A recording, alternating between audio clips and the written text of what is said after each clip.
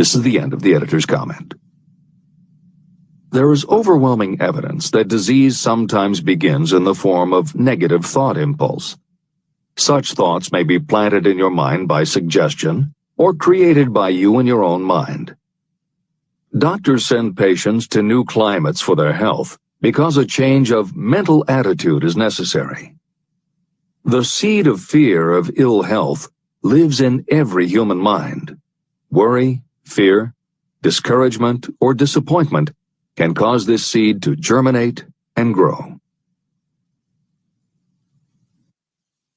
Symptoms of the fear of ill health. The symptoms of this almost universal fear are: 1. Autosuggestion. The habit of negative use of self-suggestion by looking for and expecting to find symptoms of all kinds of disease. Enjoying your imaginary illness and speaking of it as being real.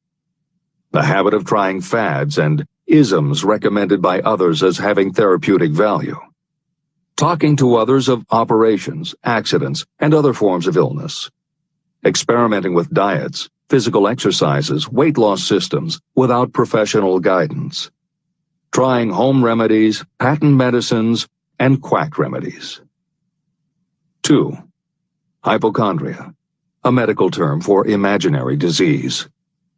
The habit of excessively talking about illness, and by concentrating the mind on disease, you begin to expect it to happen to you. Nothing that comes in bottles can cure this condition. It is brought on by negative thinking, and nothing but positive thought can cure it. Hypochondria is said to do as much damage on occasion as the real disease might do. 3. Exercise. Fear of ill health often interferes with proper physical exercise and results in overweight. 4. Susceptibility. Fear of ill health breaks down your natural resistance, which makes you susceptible to real disease. The fear of ill health is often related to the fear of poverty, especially in the case of the hypochondriac, who constantly worries about the possibility of having to pay doctor's bills, hospital bills, etc. This type of person spends much time preparing for sickness, talking about death, saving money for cemetery plots, burial expenses, and such. 5. Self-coddling. The habit of seeking sympathy. The habit of feigning illness to cover your laziness or to serve as an alibi for lack of ambition. People often resort to this trick to avoid work. 6. Intemperance. The habit of using alcohol or drugs to destroy pain instead of eliminating the cause. 7. The habit of reading about illness and worrying over the possibility of being stricken by it. The 4th basic fear. The fear of loss of love. Jealousy and other similar forms of neurosis grow out of our fear of the loss of love of someone.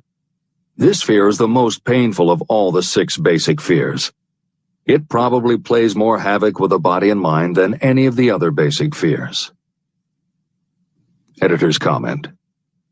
By way of introduction to each of the 6 basic fears, Napoleon Hill usually postulates how the fear originated in humans. In the original edition of this book, he suggested that the fear of loss of love may have started with prehistoric man's habit of stealing his neighbor's mate and taking liberties with her whenever he could. Though amusing, this theory does not take into account that women fear the loss of a love just as profoundly as men do, and both men and women fear losing the love of not just their mates, but also of family members and others with whom they are close. How the emotion of love originated may remain a mystery, but there is no mystery about how we feel when we lose it. This is the end of the editor's comment. The 4th basic fear. The fear of loss of love. Jealousy and other similar forms of neurosis grow out of our fear of the loss of love of someone. This fear is the most painful of all the 6 basic fears. It probably plays more havoc with the body and mind than any of the other basic fears. Editor's comment. By way of introduction to each of the 6 basic fears, Napoleon Hill usually postulates how the fear originated in humans. In the original edition of this book, he suggested that the fear of loss of love may have started with prehistoric man's habit of stealing his neighbor's mate and taking liberties with her whenever he could. Though amusing, this theory does not take into account that women fear the loss of a love just as profoundly as men do, and both men and women fear losing the love of not just their mates, but also of family members and others with whom they are close. How the emotion of love originated may remain a mystery, but there is no mystery about how we feel when we lose it. This is the end of the editor's comment. Symptoms of the fear of loss of love. The distinguishing symptoms of this fear are 1. Jealousy. The habit of being suspicious of friends and loved ones. The habit of accusing wife or husband of infidelity without grounds. General suspicion of everyone and absolute faith in no one. 2. Fault-finding. The habit of finding fault with friends, relatives, business associates, and loved ones upon the slightest provocation, or without any cause whatsoever. 3. Gambling. The habit of gambling, stealing, cheating, and otherwise taking hazardous chances to provide money for loved ones, in the belief that love can be bought. The habit of spending beyond your means, or incurring debts to provide gifts for loved ones, in order to make a good impression. Also insomnia, nervousness, lack of persistence, weakness of will, lack of self-control, lack of self-reliance, bad temper. The 5th basic fear. The fear of old age. In the main, this fear grows out of 2 sources. First, the thought that old age may bring with it poverty. Second is the concern that many have for what may await them in the world beyond. The most common cause of fear of old age is associated with the possibility of poverty. Poorhouse is not a pretty word. It throws a chill into the mind of every person who faces the possibility of having to spend declining years having to live on some form of charity.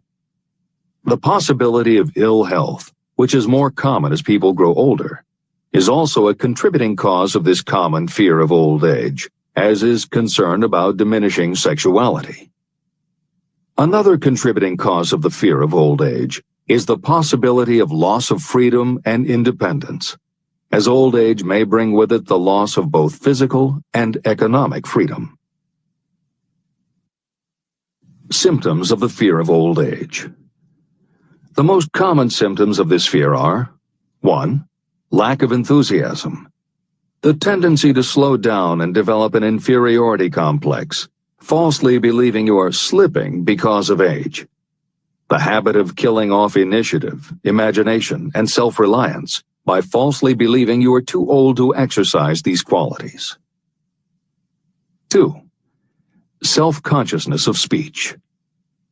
The habit of speaking apologetically of yourself as being old merely because you have reached the age of 40 or 50, instead of reversing the rule and expressing gratitude for having reached the age of wisdom and understanding. 3. Inappropriate dress and action. Trying to appear much younger than your age by going overboard in your attempt to keep up with the style and mannerisms of youth. The 6th basic fear. The fear of death. To some, this is the cruelest of all the basic fears. The reason is obvious. The terrible pangs of fear associated with the thought of death, in the majority of cases, may be charged to religious fanaticism. So-called heathens are less afraid of death than the more civilized. For hundreds of millions of years we have been asking the still unanswered questions, where did I come from? And where am I going? During the darker ages of the past, the more cunning and crafty were not slow to offer the answer to these questions for a price. Come into my tent, embrace my faith, accept my dogmas, and I will give you a ticket that will admit you straight into heaven when you die. says the religious leader. Remain out of my tent, says the same leader, and the devil will take you and burn you throughout eternity. The thought of eternal punishment destroys interest in life and makes happiness impossible. While the religious leader may not actually be able to provide safe conduct into heaven or send you to hell, the possibility of the latter seems terrible. The very thought of it takes hold of the imagination in such a realistic way that it paralyzes reason and sets up the fear of death. The fear of death is not as common now as it was during the age when there were no great colleges and universities. People of science have turned the spotlight of truth upon the world, and this truth is rapidly freeing men and women from this terrible fear of death. The young men and women who attend the colleges and universities are not easily impressed by fire and brimstone. Through knowledge, the fears of the dark ages that grip the mind have been dispelled.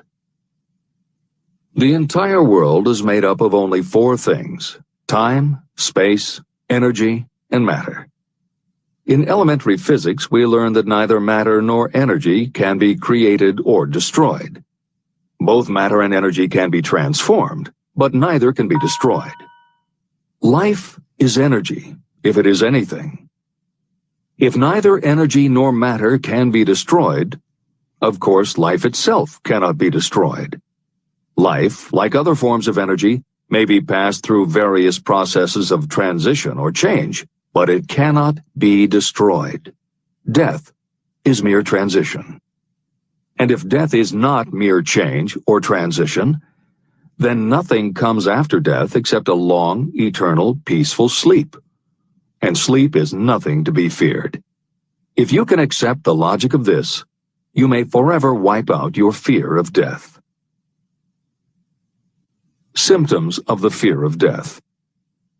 The general symptoms of this fear are: 1.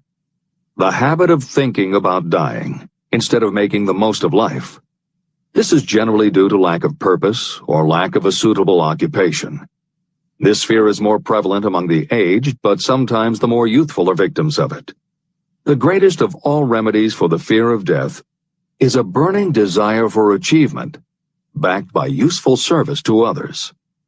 A busy person seldom has time to think about dying.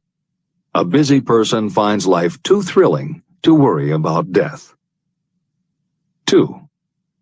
Sometimes the fear of death is closely associated with the fear of poverty, where death would leave loved ones poverty-stricken. 3. In other cases, the fear of death is caused by illness and the breakdown of physical body resistance. 4. The most common causes of the fear of death are ill health, poverty, lack of appropriate occupation, disappointment over love, insanity, and religious fanaticism. The disaster of worry and destructive thinking. Worry is a state of mind based upon fear. It works slowly but persistently. It is insidious and subtle. Step by step, it digs itself in until it paralyzes the reasoning faculty and destroys self-confidence and initiative. Worry is a form of sustained fear caused by indecision. Therefore, it is a state of mind that can be controlled. An unsettled mind is helpless. Indecision makes an unsettled mind. Most individuals lack the willpower to reach decisions promptly and to stand by them after they have been made. We do not worry over conditions once we have reached a decision to follow a definite line of action. I once interviewed a man who was sentenced to be electrocuted 2 hours later. The condemned man was the calmest of the 8 men who were in the death cell with him. His calmness prompted me to ask him how it felt to know that he was going into eternity in a short while. With a smile of confidence on his face, he said, "It feels fine. Just think, brother, my troubles will soon be over. I've had nothing but trouble all my life. It has been a hardship to get food and clothing. Soon, I will not need these things. I have felt fine ever since I learned for certain that I must die. I made up my mind then to accept my fate in good spirit." As he spoke, He devoured a dinner sufficient for 3 men, eating every mouthful of the food brought to him, and apparently enjoying it as much as if no disaster awaited him. Decision gave this man resignation to his fate. Decision can also prevent one's acceptance of undesired circumstances. Through indecision, the 6 basic fears become translated into a state of worry. Relieve yourself forever of the fear of death by reaching a decision to accept death as an inescapable event. Eliminate the fear of old age by reaching a decision to accept it not as a handicap, but as a great blessing that carries with it wisdom, self-control, and understanding. Master the fear of loss of love by reaching a decision to get along without love, if that is necessary. Defeat the fear of criticism by reaching a decision not to worry about what other people think, do, or say. Overcome the fear of ill health by the decision to forget symptoms, and whip the fear of poverty by reaching a decision to get along with whatever wealth you can accumulate without worry. Kill the habit of worry in all its forms by reaching a general blanket decision that nothing life has to offer is worth the price of worry. With this decision will come poise, peace of mind, and calmness of thought, which will bring happiness. If your mind is filled with fear, you not only destroy your own chances of intelligent action, but you transmit these destructive vibrations to the minds of all who come into contact with you, and you destroy their chances too. Even a dog or a horse knows when its master lacks courage. It will pick up the vibrations of fear given off by its master and behave accordingly. The vibrations of fear pass from one mind to another just as quickly and as surely as the sound of the human voice passes from the broadcasting station to a radio receiver. The person who constantly speaks of negative or destructive thoughts is practically certain to experience the results of those words in the form of destructive feedback. But even negative thoughts without words will come back to you. The release of destructive thought impulses alone also produces feedback in more ways than one. First, and perhaps most important to be remembered, the person who releases thoughts of a destructive nature must suffer damage through the breaking down of creative imagination. Secondly, the presence in the mind of any destructive emotion develops a negative personality, which repels people and often converts them into antagonists. The third source of damage is that negative thoughts not only affect others, but they also embed themselves in the subconscious mind of the person releasing them and there become a part of that person's character. Your business in life is to achieve success. To be successful, you must find peace of mind, acquire the material needs of life, and above all, attain happiness. All of these indications of success begin in the form of thought impulses. You control your own mind. You have the power to feed it whatever thought impulses you choose. With this goes the responsibility of using your mind constructively. You are the master of your own earthly destiny, just as surely as you have the power to control your own thoughts. You may influence, direct, and eventually control your own environment, making your life what you want it to be. Or you may neglect to make your life what you want, and you will be adrift on the seas of circumstance, where you will be tossed like a wood chip on the waves of the ocean. The Devil's Workshop. In addition to the 6 basic fears, there is another evil by which people suffer.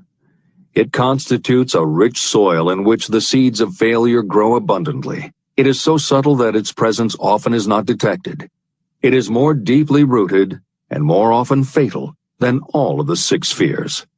For want of a better name, let us call this evil susceptibility to negative influences.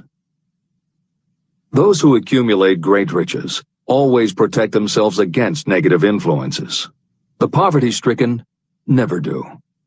Those who succeed in any calling must prepare their minds to resist such influences.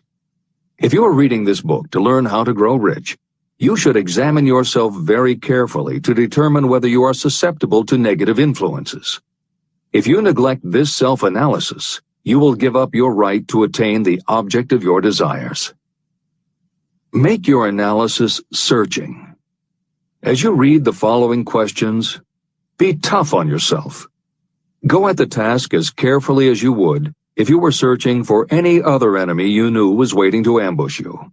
You must deal with your own faults as you would with a real and serious enemy. You can easily protect yourself against real enemies because there are laws, police, and courts to deal with them. But this seventh basic evil is more difficult to master because it strikes when you are not aware of its presence, when you are asleep and while you are awake. Moreover, its weapon is intangible because it consists of merely a state of mind. Negative influences are also dangerous because they come in so many different forms.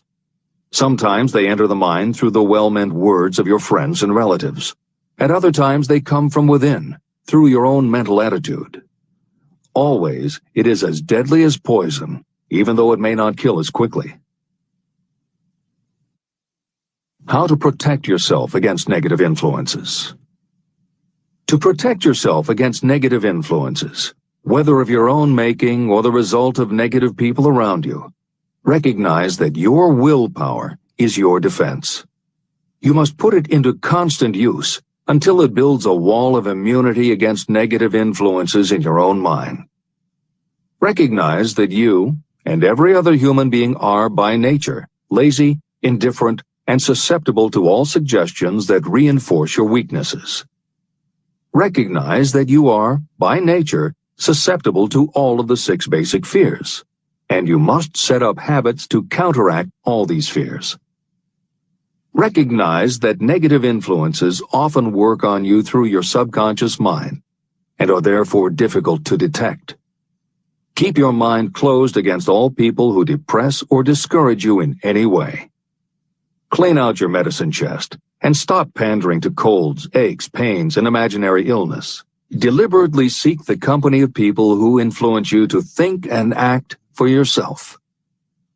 Do not expect troubles, as they have a tendency not to disappoint. Without doubt, the most common weakness of all human beings is the habit of leaving their minds open to the negative influences of other people. This weakness is all the more damaging because most people do not even know they do it. The following list of questions is designed to help you see yourself as you really are. You should read through the list now. Then set aside a day when you can give adequate time to go through the list again and thoroughly answer each question. When you do this, I advise that you read the questions and state your answers aloud so you can hear your own voice. This will make it easier for you to be truthful with yourself. Self-analysis questions. Do you complain often of feeling bad? And if so, what is the cause? Do you find fault with other people at the slightest provocation? Do you frequently make mistakes in your work? And if so, why? Are you sarcastic and offensive in your conversation? Do you deliberately avoid the association of anyone? And if so, why?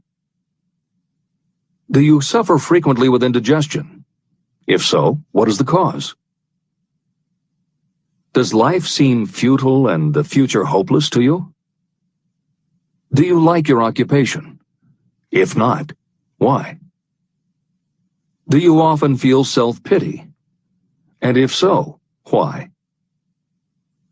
Are you envious of those who excel you? To which do you devote most time, thinking of success or of failure? Are you gaining or losing self-confidence as you grow older? Do you learn something of value from all mistakes?